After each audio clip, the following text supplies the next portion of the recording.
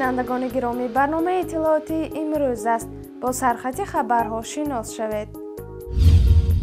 مسائل امنیتی میان اتحادیه اروپا و کشورهای آسیای مرکزی امروز در دوشنبه بحث و بررسی خواهد شد.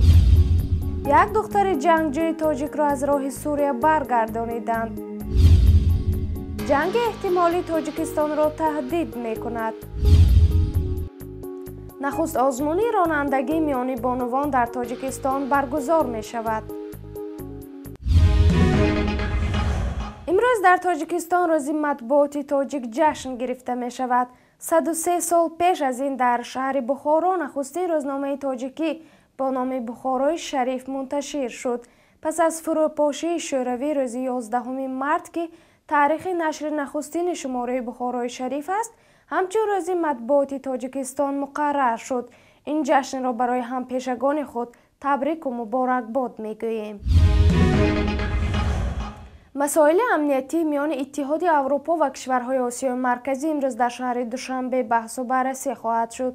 بنا به اطلاع دفتر مطبوعات وزارت کارهای خارجی تاجیکستان، گفتگوی نمایندگان بلندپایه با شرکت هلگا شمیدت، معاون دبیر کلی سرویس امور خارجی اتحادیه اروپا و معاون وزیر امور خارجی کشورهای آسیای مرکزی و افغانستان برگزار می شود. دلیل برگزاری این نشست نگرانی شدید اتحادیه اروپا از تحولات اخیر در اوکراین و فعال شدن گروه دولت اسلامی در خاورمیانه بوده است. نمایندگان دفتر اتحادیه اروپا در دوشنبه اظهار کردند که برگزاری گفتگوی سطحی بلند در مسائل امنیتی با کشورهای آسیای مرکزی برای تامین امنیت در منطقه از جمله تاجیکستان مساعدت می‌کند.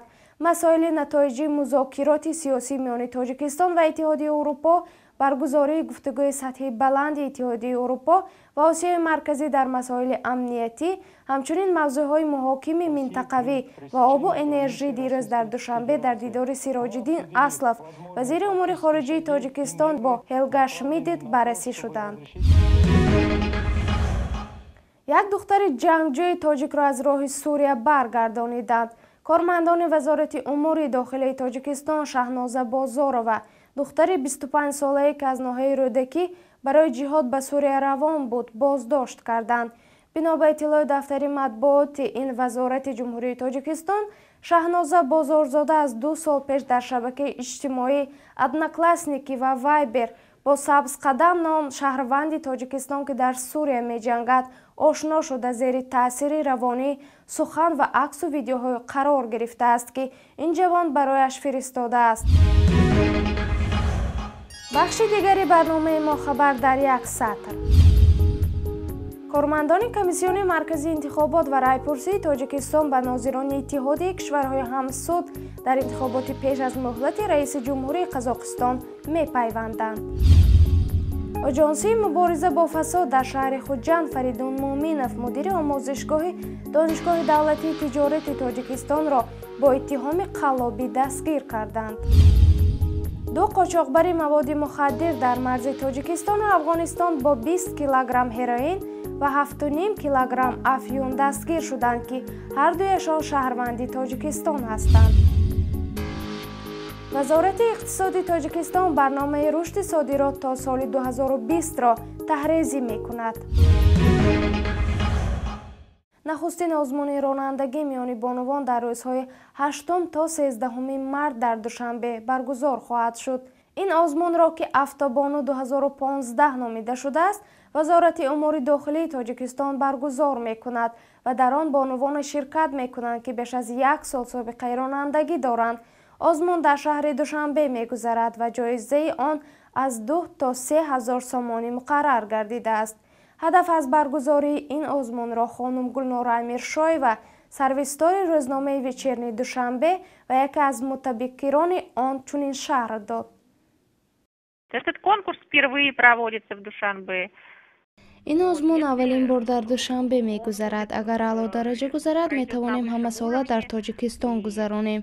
مقصد گذراندن آزمون تامین بی‌خطری حرکتی راه و جلب زنان به رانندگی می باشد.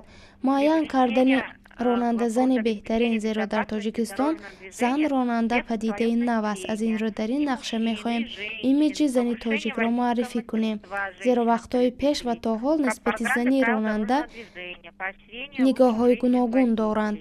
مفکوره خلق ما تنها مرد راننده را قبول داشت و خلاص. از این رو با واسطه این آزمون میخواهیم جایگاه زن راننده را و جایگاه زن تاجیک را بلند برداریم.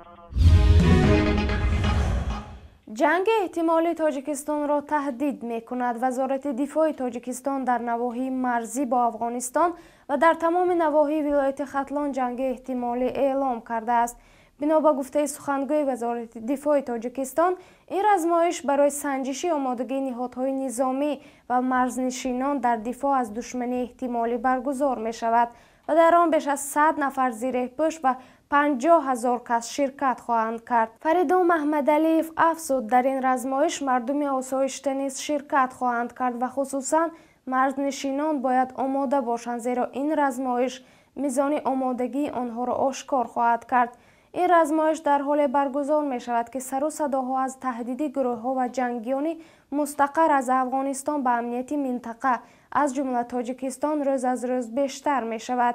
یک کارشناس افغانستانی مسائل امنیتی که خواست نامش را نبریم در این باره چنین گفت: خب خطرها اصلا خطر از غربت شروع میشه. همیشه هر جایی که ببینی که غربت باشه خطر از اونجا شروع میشه. هر کسی که بخواد پالیسی خود پیش ببره، غریبا را پیدا کرده یک اندازه پول بتن، از غربت زنا استفاده میکنه.